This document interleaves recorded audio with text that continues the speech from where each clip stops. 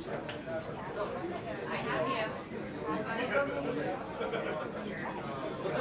all up in popularity. Initially, it was taking a lot of it up to some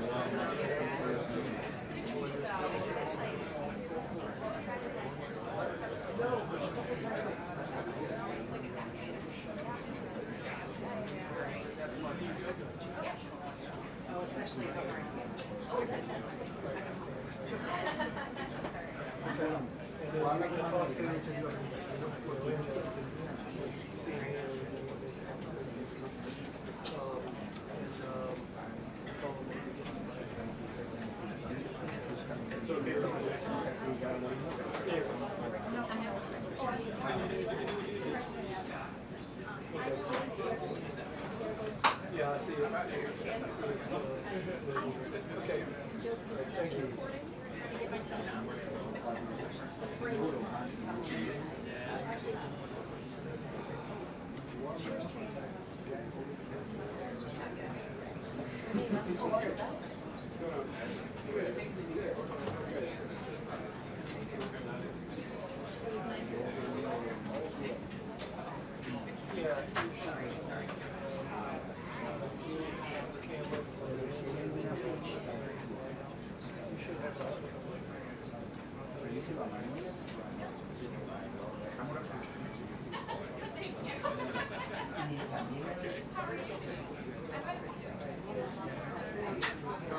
Well, really getting beat up here. Next to me. So that, so the first question will be coming to a mic.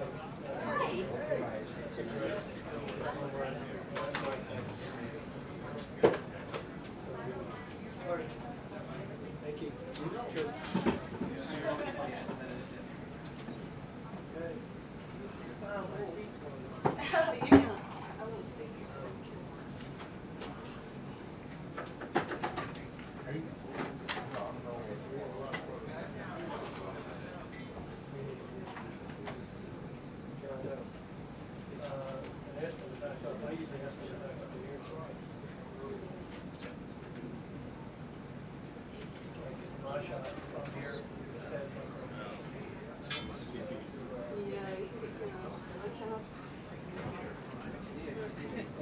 Yeah, that would be good.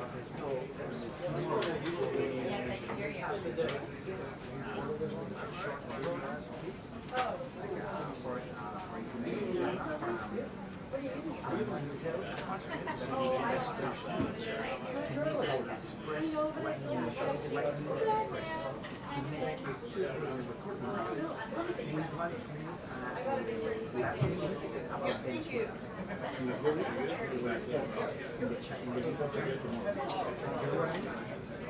I want to take what I already think we can do tomorrow. Think vital thing and all levels. Like, but I think that we have shown we can wrap and we don't worry about that. But I want just to go on vital thing and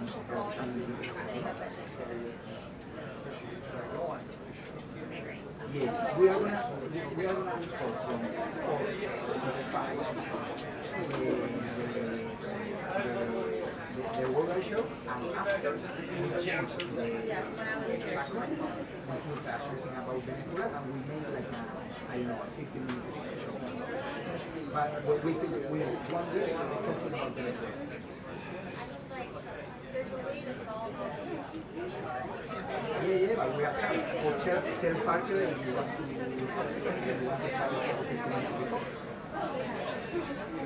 because I want to prove that space to do what we want in this. So tell him that the life is good, so we have to train. Hey Brian, do you want me up on this box or am I going to stand for in 2 weeks, we make the show live and during the week we can use it translate that is going to become more. We can use the screen to make a life, help us life, you know? Yep. I think it's partner right. Absolutely. Third party, okay, after just express Venezuela, I'm very sure just one or two days, no more, and that's it. Like, hey, special report from Venezuela, special report from Cuba, because if not, we're going to be dead the whole week, and we from and tell him that we have a consulting guy, he's going to what he said, hey, you express things. And tell him the exact hours that we have to express things in the Palm Beach and okay.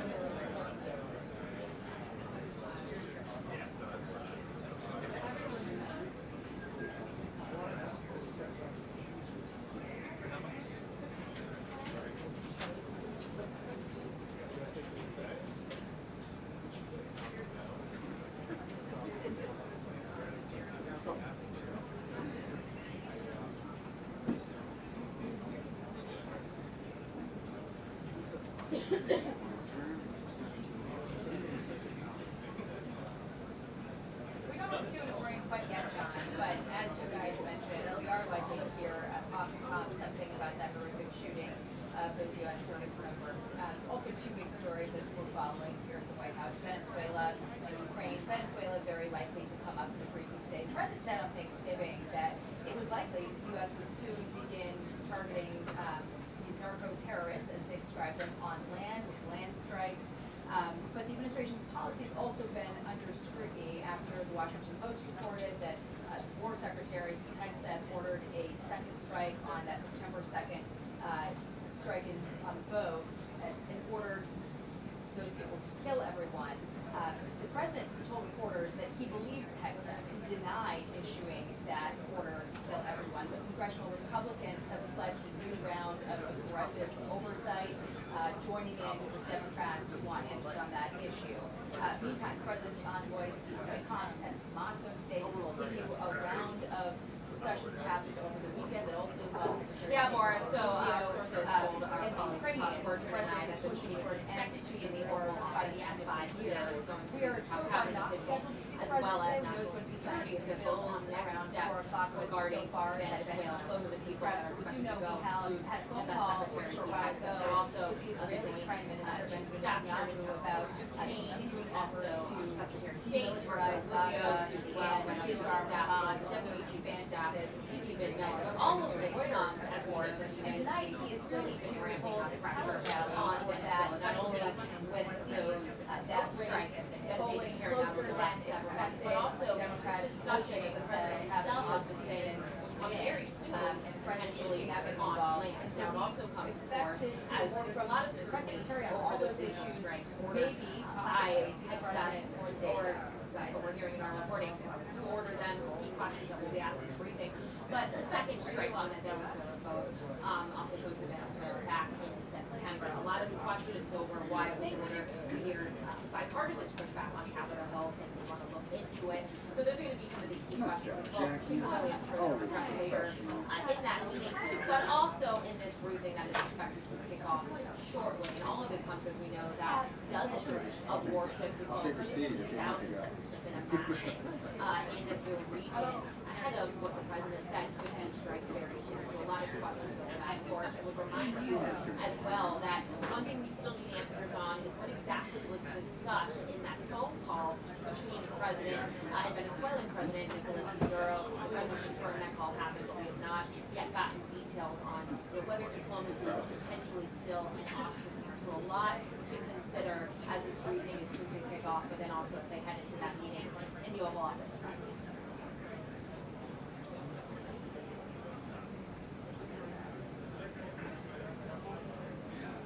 Yes.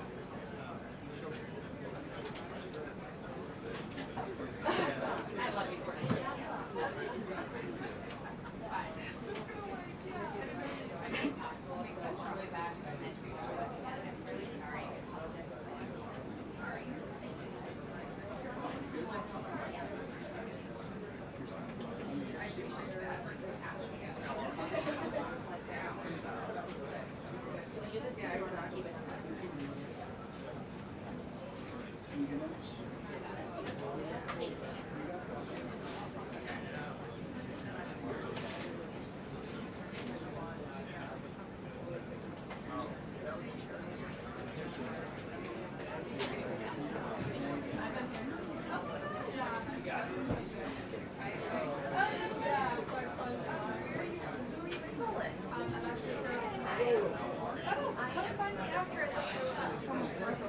Really sorry. Sorry.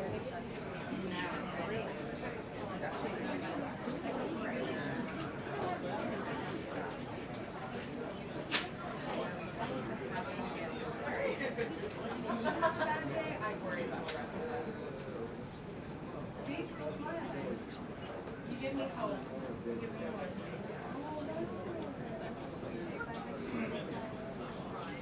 Yeah. Good spirits. How did she not? That has to be that you're probably bad.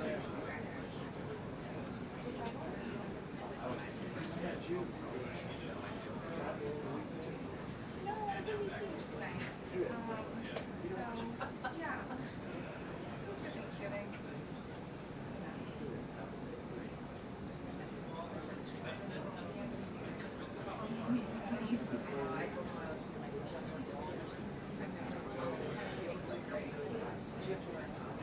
No, I was on this advice. Yeah.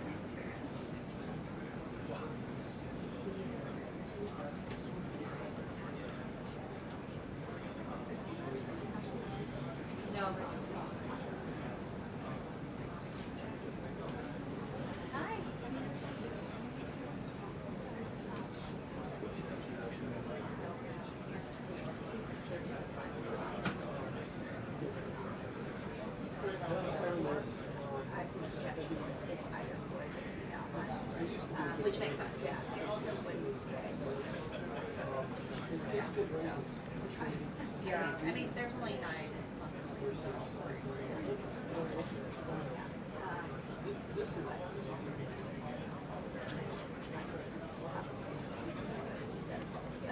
Yeah, exactly. Well, unlike we have to order online, pick it up and select our store. Again, if you pick it up at the store and you say, Yeah, he's it comes with, well, it comes with a 2-year warranty.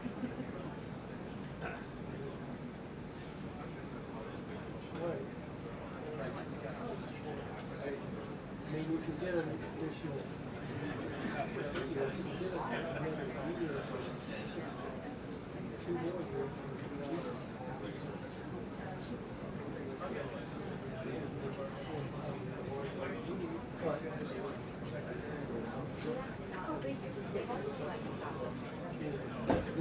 Okay, I'll check it out.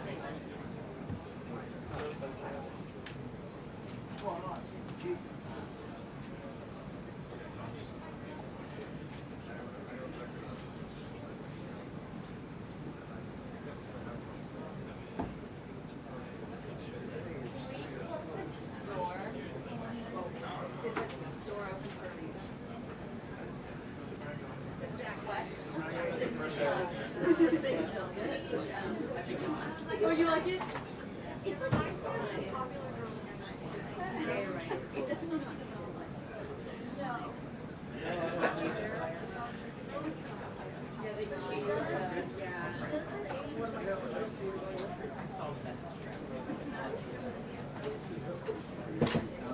That's what you bring. No, I thought about bringing something from why it is.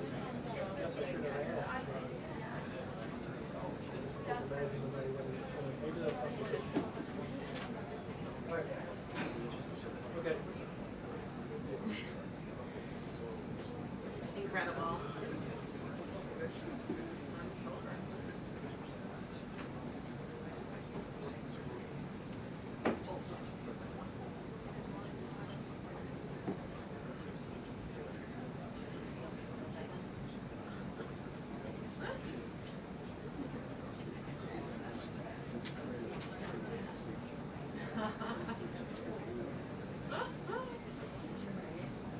Unfortunately, I think my turn on for a while now.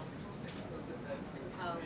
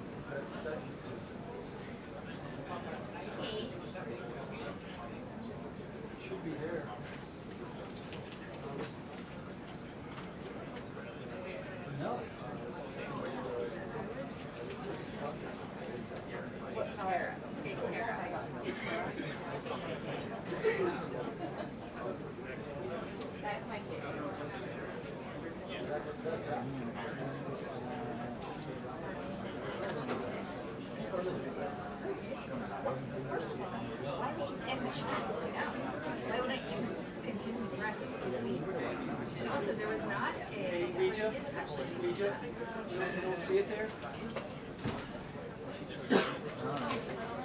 Está la iglesia.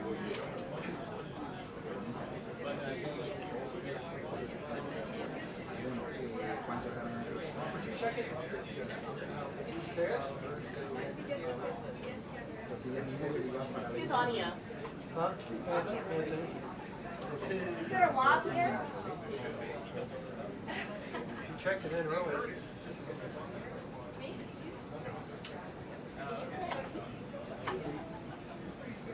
All right.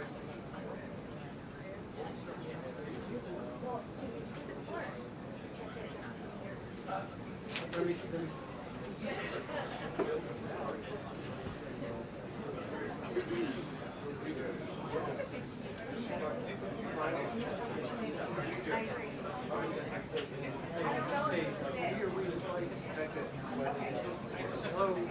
It was rolled up.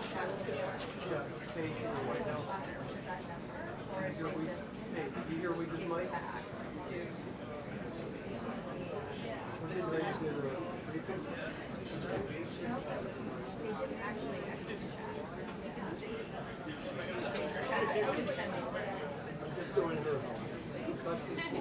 They didn't actually, they said there was even more suspicious.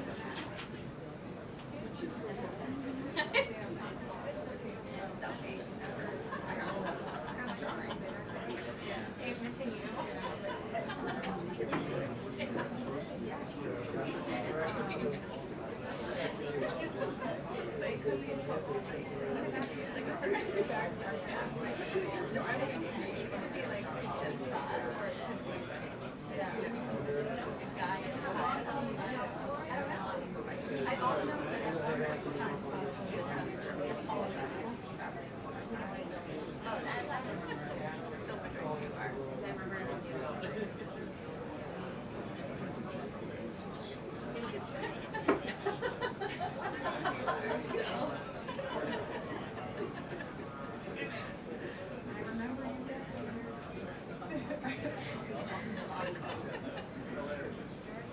My favorite is Jackie and I.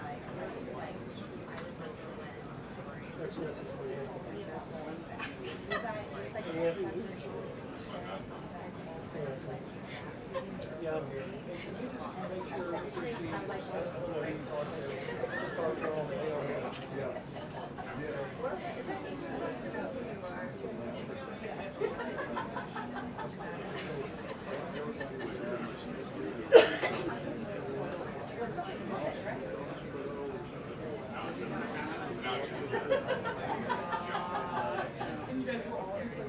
Like floating down a river, like reporters and. Yeah, I'm sure you were. For the record.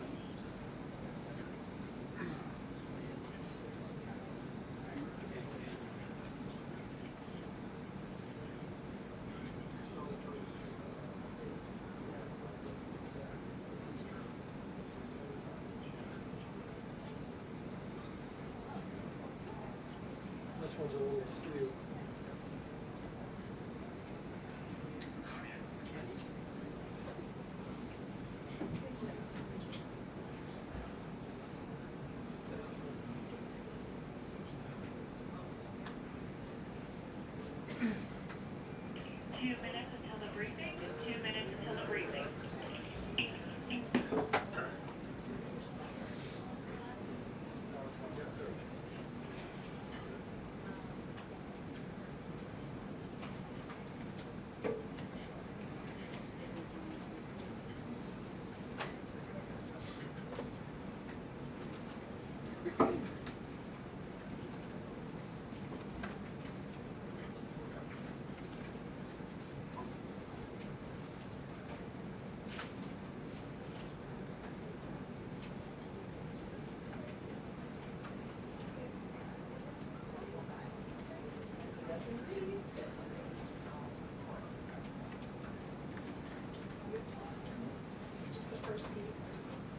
This one's not square. Yeah. So you go.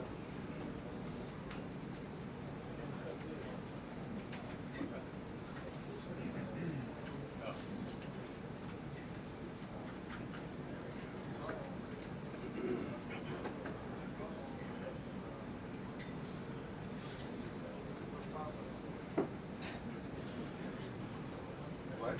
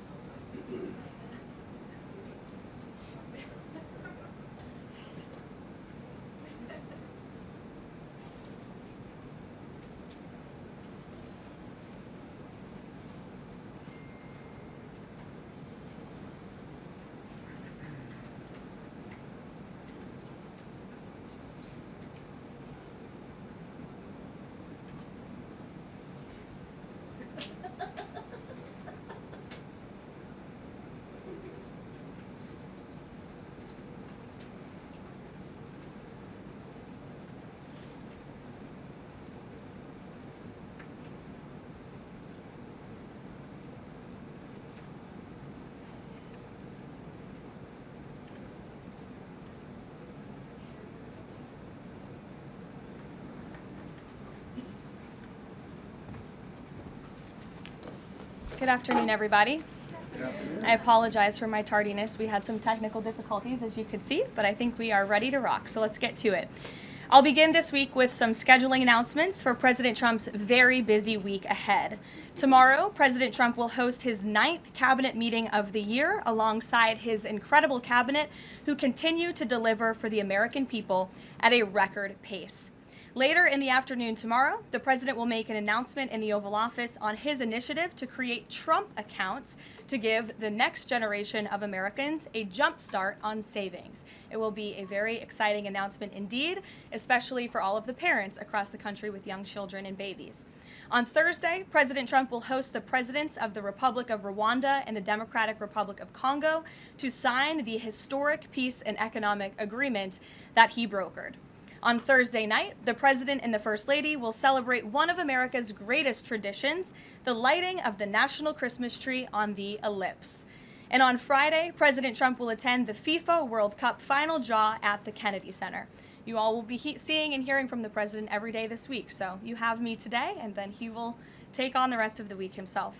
Next, I would like to address the horrific tragedy that took place in our nation's capital last week. A foreign terrorist that the Biden administration failed to properly vet ambushed 2 members of the West Virginia National Guard who were honorably serving here to keep the residents and visitors of Washington, D.C. safe. U.S. Air Force Staff Sergeant Andrew Wolf was severely wounded in the attack and remains hospitalized while he continues to fight for his life. Tragically, U.S. Army Specialist Sarah Beckstrom died of her wounds. She was just 20 years old. President Trump and the entire White House are praying for Andrew's full recovery at the request of his parents and their personal phone call with the president over the weekend.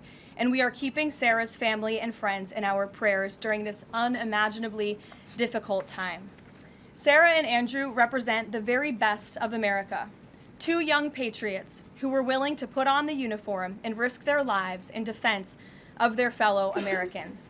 Both of them truly embody the profound words spoken by Jesus Christ in the gospel. Greater love has no one than this, to lay down one's life for one's friends. Sarah and Andrew are heroes, and we will never forget their sacrifice.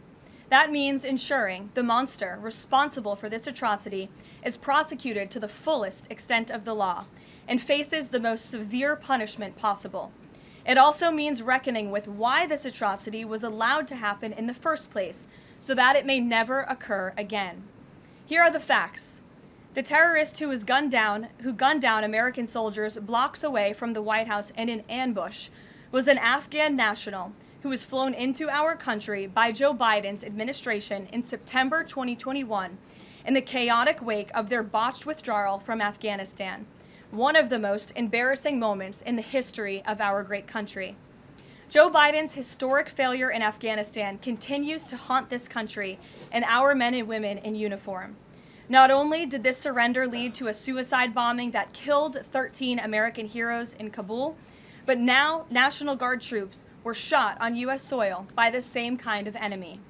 We continue to live with the deadly consequences of Joe Biden's horrific leadership. Nearly 100,000 Afghans were recklessly released into the United States with little to no vetting. There was no regard for the disorder and violence that this would unleash on American communities and American culture. Reportedly, thousands of these strangers and unknown individuals were flagged to the Biden administration for national security, public safety, and fraud concerns. But the terrifying truth is that the Afghanistan debacle is just a small part of Democrats' complete and total betrayal of the American people during the Biden years.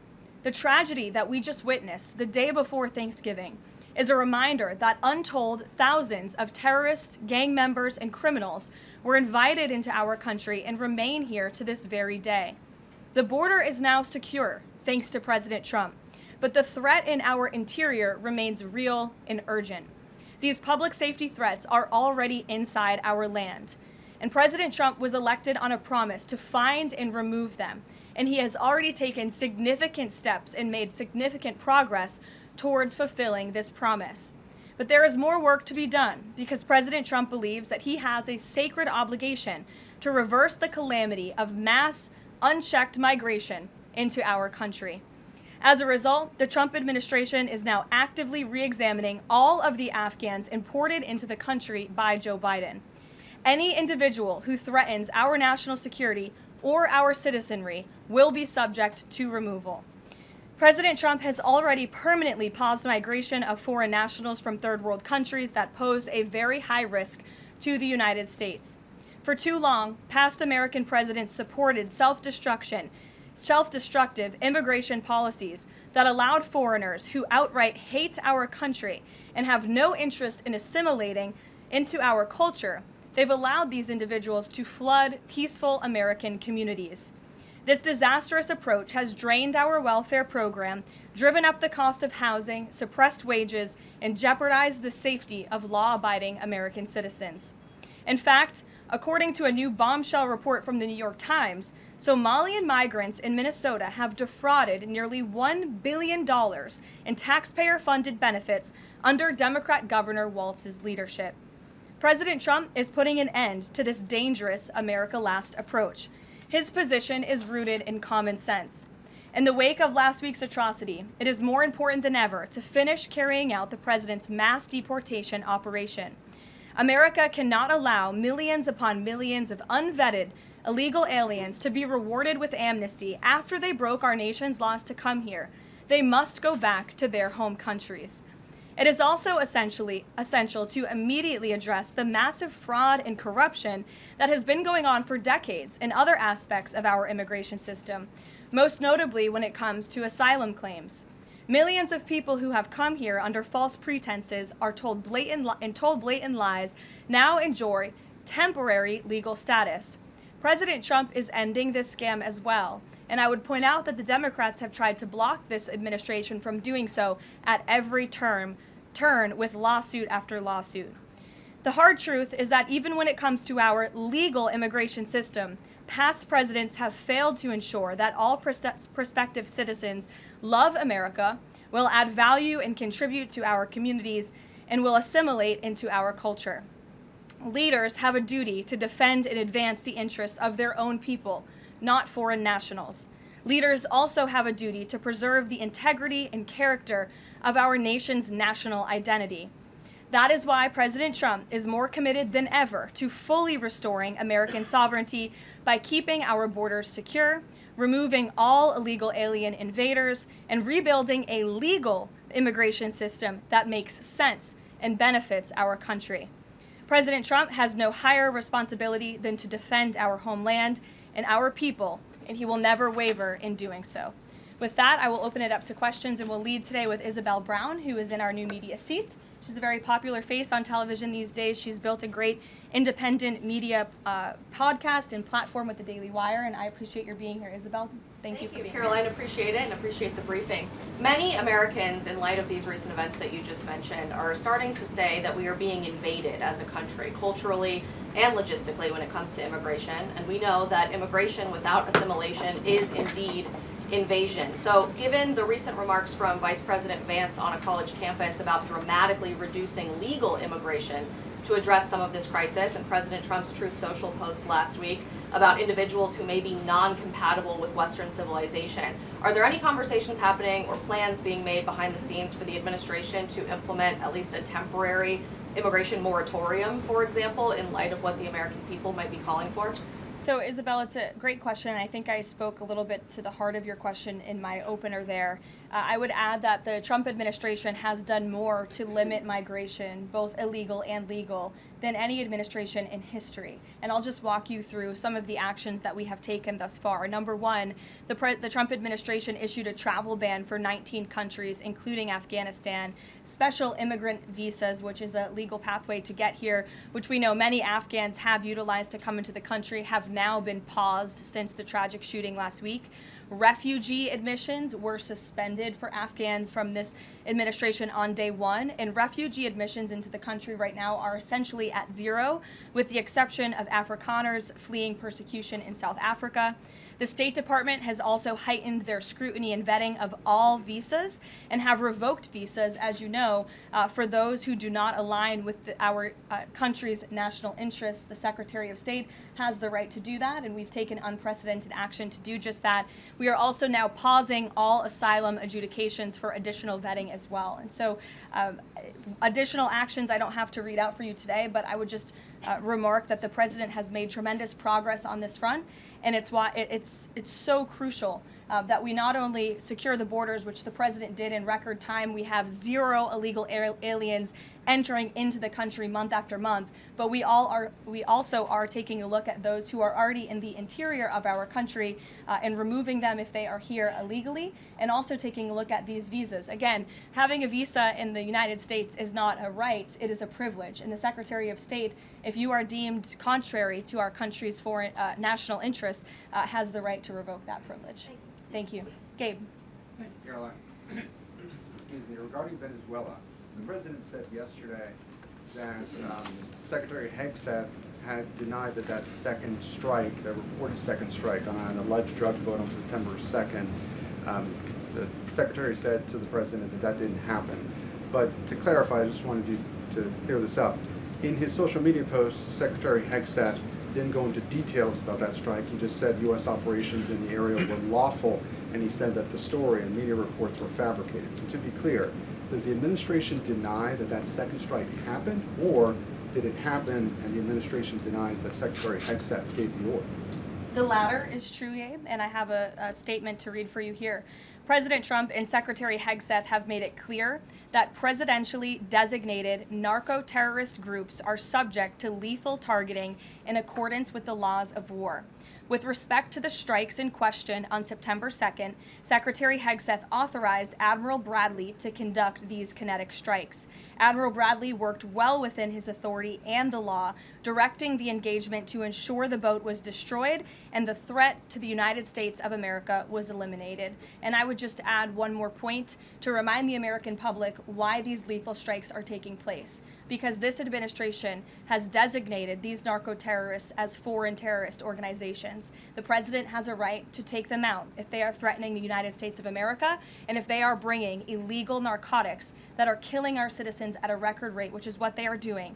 And under the previous administration, there was enough fentanyl trafficked into our country to kill every American man, woman, and child many times over. And so that's why you've seen a drastic difference in this administration's policy with respect to the last, and it's one of the many reasons the American public reelected this president and support this Secretary of War in conducting these strikes. So to be clear, to clarify, Admiral Bradley was the one who gave that order for a second strike. And he was well within his authority to do so. And a separate question, the President several days ago said it was his intention to pardon the former president of Honduras, who was a convicted drug trafficker. And yesterday on Air Force One, the President said that if someone sells drugs in that country, that doesn't mean you arrest the President and put him in jail for the rest of his life.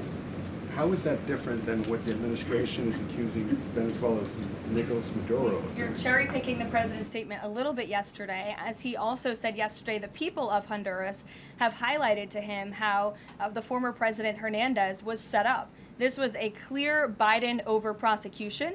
He was the president of this country. He was in the opposition party. He was opposed to the values of the previous administration, and they charged him because he was president of Honduras. There were some other egregious facts that came out during this trial, and I would encourage you to report on them. His court-appointed lawyer was only given 3 weeks to prepare for trial. He shared that his conviction was lawfare by the leftist party, who, quote, struck a deal with the Biden-Harris administration. Hernandez has highlighted there was virtually no independent evidence presented, and many of his conviction was based on testimony from many admitted criminals who hoped that cooperating would reduce their own penalties. So the President heard the concerns from many people, as he does, and he's, of course, within his constitutional authority to sign clemency for whomever he deems worthy of that. Jackie. Thank you, Caroline. Following up on Gabe's question, you said that the follow-up strike was lawful. What law is it that allows no survivors? The strike conducted on September 2nd was conducted in self-defense to protect Americans in vital United States interests. The strike was conducted in international waters and in accordance with the law of armed conflict. And then On this pardon for the Honduran president, does it at all undercut the administration's messaging while you have these congressional Republicans defending the strikes on the narco-terrorists and then a pardon for a convicted drug trafficker? Does that make it more difficult for your members to defend your administration's policy? I don't think so, Jackie. I think that President Trump has been quite clear in his defense of the United States homeland to stop these illegal narcotics from coming to our borders, whether that's by land or by sea. And he's also made it quite clear that he wants to correct the wrongs of the weaponized Justice Department under the previous administration. And Ouija, I'll call on you because I think we're wearing matching blazers today. I was going to Great compliment minds. yours.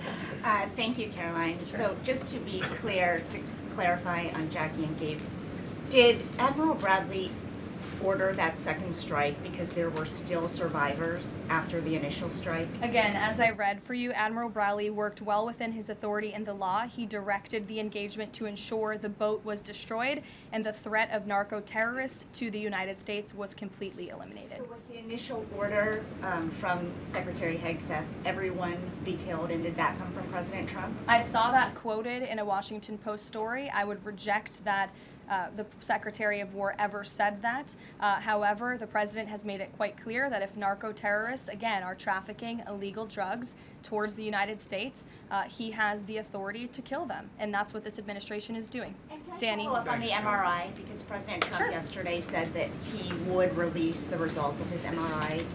Is that happening right now? It is happening right now. As part of, and this is a summary from the President's physician, and we will release it right now. I think my team has it teed up for all of you. I'll read it for you, and then you'll get it physically as well. As part of President Trump's comprehensive executive physical, advanced imaging was performed because men in his age group benefit from a thorough evaluation of cardiovascular and abdominal health.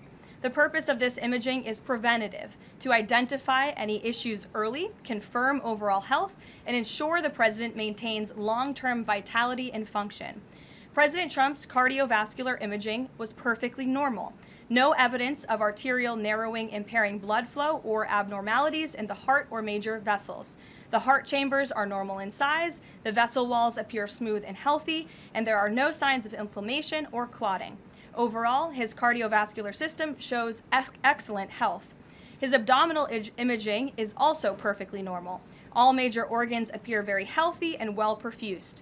Everything evaluated is functioning within normal limits with no acute or chronic concerns. In summary, this level of detailed assessment is standard for an executive physical at President Trump's age and confirms that he remains in excellent overall health.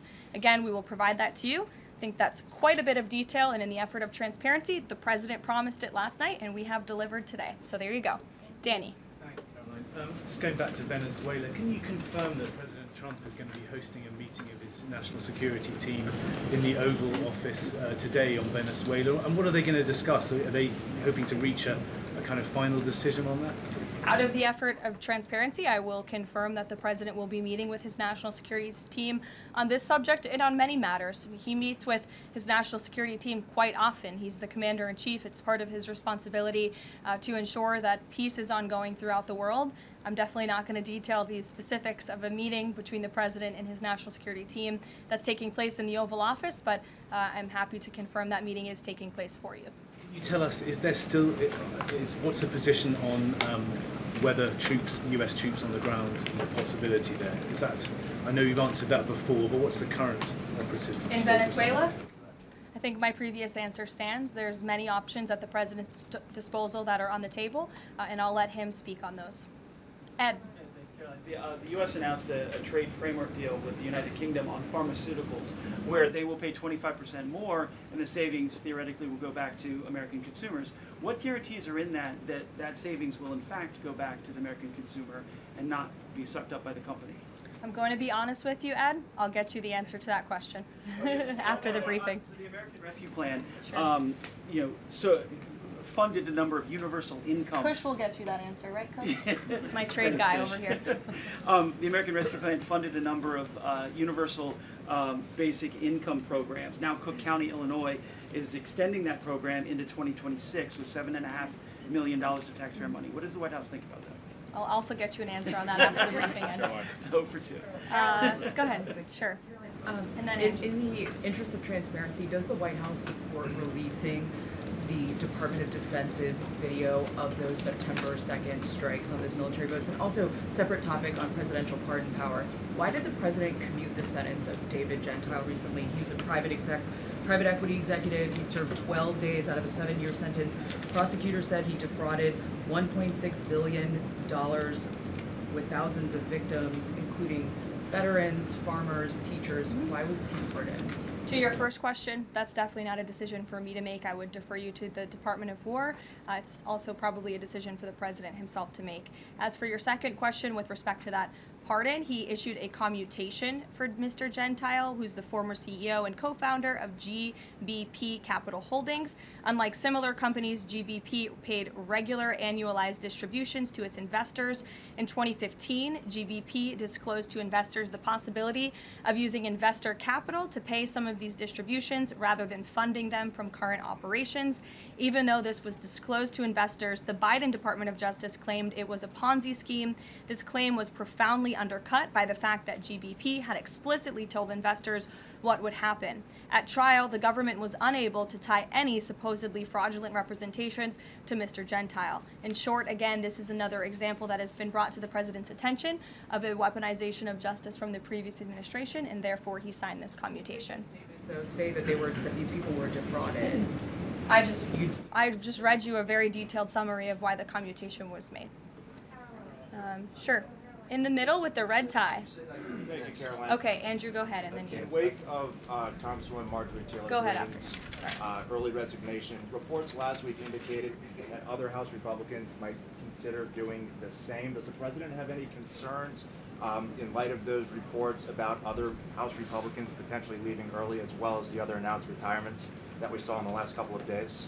Look, I think the president maintains very good relationships with the vast majority, maybe with the exception of one or two. I think many in this room know who I'm referring to. Very good relationships with members of Capitol Hill within the Republican Party. And the president clearly is the unequivocal leader of the Republican Party. I think it was a recent CNN poll that actually showed that more than 90% of Republicans continue to support President Trump as the leader. So he maintains very good relations, as does his entire team here at the White House. And of course, we have a very slim margin in the House, and the president wants that to continue. Andrew, go ahead. Sure. First, on the Venezuela strike, you said that second strike was in full accordance with the law of armed conflict, but the Navy's own manual of law of war says that specifically firing on survivors from a wrecked vessel is an example of a war crime that's forbidden under U.S. law and the law of armed conflict.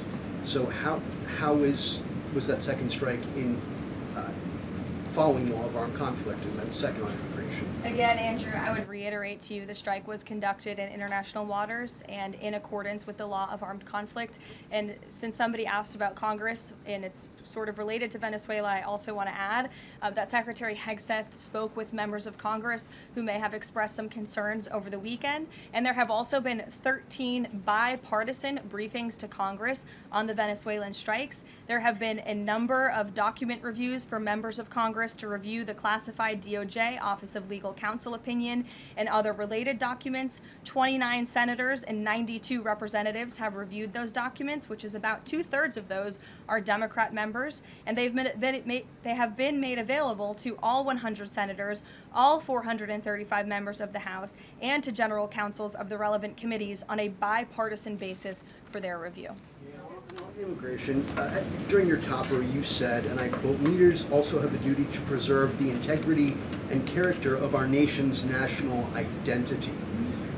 Can you explain what you mean by our nation's national identity and integrity and character, and how would refugees, people coming from war-torn places who are seeking a safe haven in America, like many of our forebears in this room, not add to our nation's integrity and character of our national identity? I'll tell you what does not add to our nation's character and integrity. is refugees who come here under the alleged plight of asylum and fleeing persecution, and then come to the United States to abuse our system and rip off American taxpayers. And as I pointed out, the New York Times, to their credit, it was about 6 months too late, but they did write about how Somali immigrants in Minnesota have been ripping off American taxpayers. In fact, 86 people have been charged in a rampant and widespread fraud scheme spanning multiple programs in Minnesota.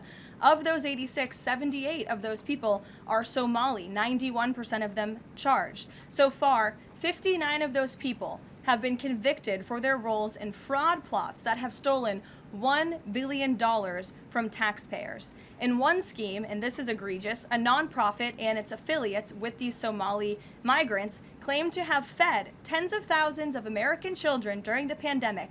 They were reimbursed for those meals by taxpayers. However, federal prosecutors found that almost all of those meals were never even delivered to hungry children. In fact, those organizations' leaders spent the money on houses, luxury cars, and real estate in Turkey and Kenya.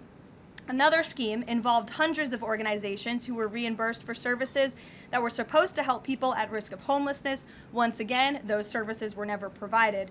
All of this has happened under Democrat leadership in a Democrat-run state, where these refugees, these migrants are coming to the United States. They are abusing our system. They are draining our resources that should be going to law-abiding, taxpayer-funded, tax-paying Americans. And this president is not going to put up with it anymore. Rachel. Thank you, Karoline. Just to follow back up on the Washington Post reporting, so much of the concern from Democrats and Republicans is focused on the survivors. Why won't the administration either confirm or deny or reveal whether or not there were survivors after that initial first strike? And what imminent threat would two survivors pose who were clinging presumably to the wreckage of that boat? Again, as I said, I think you guys are sort of not listening fully to the statement I've provided. Admiral Bradley worked well within his authority and the law, directing the engagement to ensure the boat was totally destroyed and the threat to the narco-terrorists, to the United States, was eliminated. And for any further questions about his thinking, I would defer you to the Department of War. I obviously wasn't in the room for these. Just to follow up, Karoline, just on the administration's policy when it comes to survivors, was there a change in policy after this strike on September 2nd? The Washington Post is reporting that these two survivors were killed after a second strike, but then in October, two people were rescued and returned to Colombia and Ecuador. So was there a decision that was made to handle survivors differently after these strikes? Not to my knowledge, no. Steve. The president confirmed that he spoke to the Venezuelan leader. Are you trying to negotiate his departure? Is there an asylum deal under works? President, as you know, last night on Air Force One, he said, I don't want to comment on that, but I did speak to him in the effort of transparency. So there you go. You got your confirmation. I'll let him speak further if he wishes to on the details of that conversation that took place. Steve Witkoff is headed to Moscow. How close are you to some sort of Ukraine agreement? I think the administration feels very optimistic. Obviously, you've seen, Steve, that the president's entire team, including Special Envoy Witkoff and Secretary Rubio and the Vice President and the President himself, Secretary Hegseth as well, have been working so hard on this effort, and they all really want to see this war come to an end. And so just yesterday, Sunday, I believe that was yesterday, they had very good talks with the Ukrainians in Florida, and now, of course, Special Envoy Witkoff is on his way to Russia. This is sort of the shuttle diplomacy that you've seen from this administration play out, where we speak equally with both sides. We've put points on paper. Those points have been very much refined, but as for the details, I will let the negotiators negotiate, but we do feel quite good, and we're hopeful that this war can finally come to an end. Stephen. Thank you, Caroline. I've got a question about Ukraine and then a clarification about the immigration changes that are happening. On Ukraine, President Trump very briefly yesterday said that corruption issues there were not helpful to the peace process following the resignation on Friday of President Zelensky's top aide, Andrei Yermak.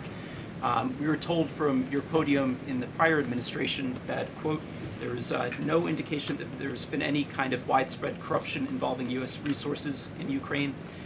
What is the Trump administration's view of corruption issues in the wake of Yermak's resignation, and how is that impacting peace talks? Well, look, I think the president has made it quite clear, as he said last night, corruption is never helpful. and he does not want to see American tax dollars taken advantage of, which is why he has stopped the endless checks that were being written by the previous administration to fund this war.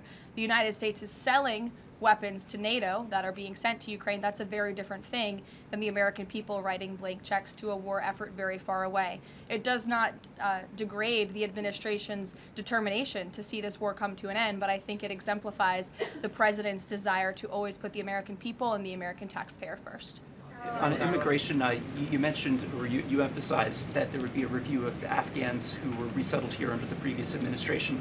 Yes. There's a lot of changes happening right now to asylum and to green card holders. What should the 2 million people with pending asylum claims, or the roughly 1 million people from the 18 other countries of concern, know about what's going on in the review? What's the status of all these other people?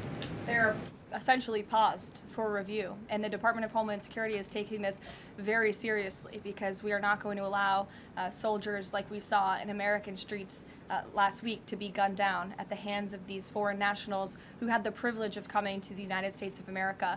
And unfortunately, this is not the only example of a dangerous Afghan who was let in by Joe Biden, who went on to harm the American people.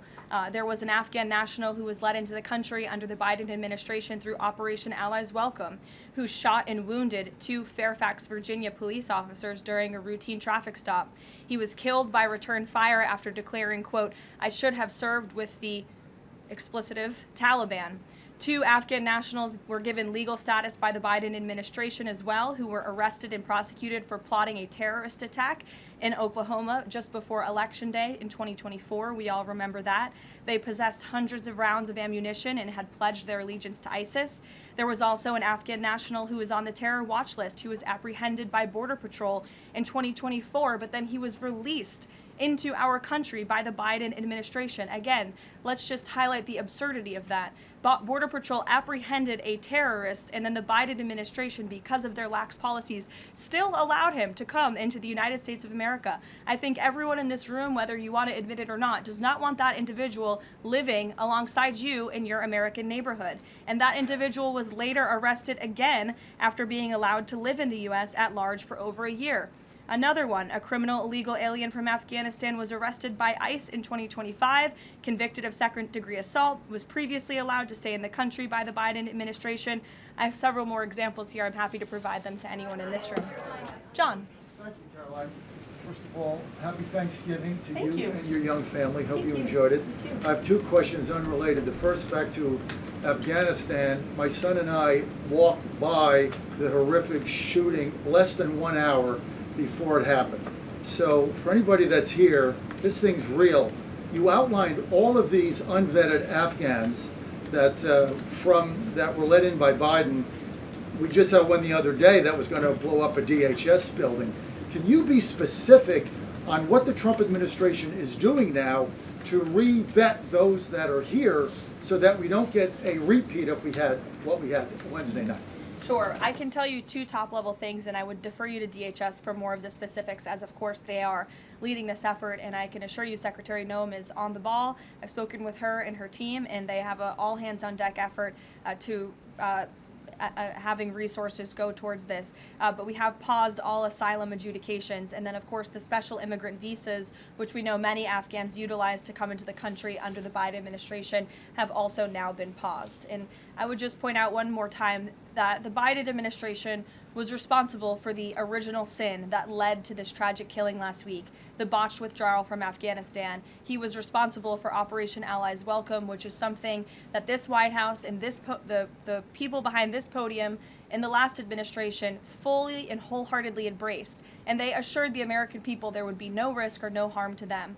And as I just laid out for you in those many examples, that unfortunately and tragically has not turned out to be the truth. Just ask the families of these 2 brave National Guardsmen, one who is no longer with us and one who continues to fight for his life. So I know the president is wholeheartedly focused on this effort, and I think unfortunately these events do remind us why it's so important that the president's mass deportation operation continues.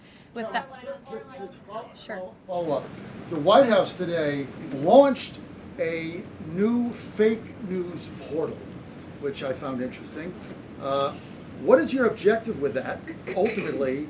And are you going to name the news networks, and are you also going to name some of the correspondents, some which may be here today? Yes, we are. I'm glad you noticed.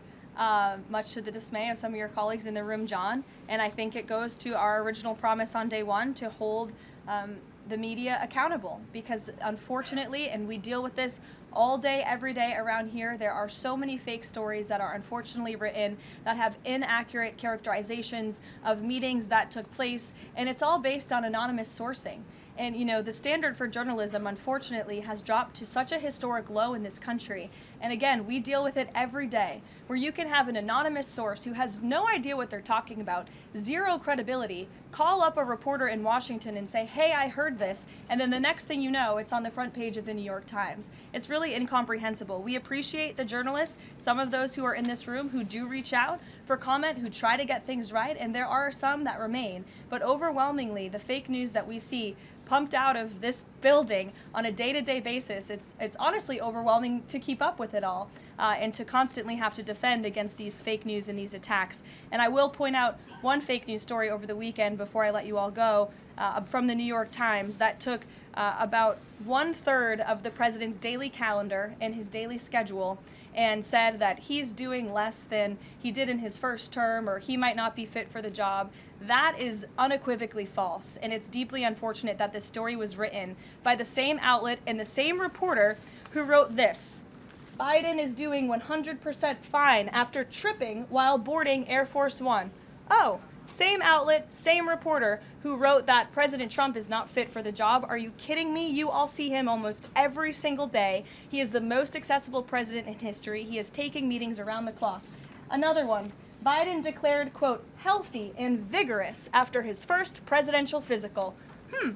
I don't see headlines like that too often about this president. Again, same reporter, same outlet who wrote falsely over the weekend that President Trump is not fit for the job. I can assure you he absolutely is. You all see that with your own eyes on a daily basis, and the president's physician has now given you all 3 detailed reports on the state of the president's health. So with that, I will leave you all, and we'll see you tomorrow. Thank you. Thank you, Caroline.